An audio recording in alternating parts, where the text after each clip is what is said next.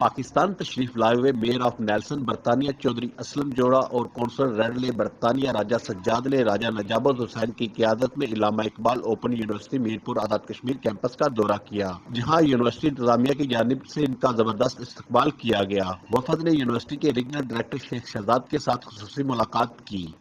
Regional director علامہ Iqbal open university Mirpur نے وفد کو یونیورسٹی کے تمام شعبوں کا تفصیلی دورہ کروایا اور یونیورسٹی میں جاری تمام تعلیمی پروگرامز کے بارے میں تفصیلی بریفنگ دی۔ ریجنل ڈائریکٹر شیخ شہزاد نے میئر آف پینل برطانیہ چودھری اسلم جوڑا اور راجہ نجابت حسین سے یونیورسٹی کے احاطہ میں یادگاری پودے لگوائے۔ میئر آف پینل برطانیہ اور راجہ نجابت حسین نے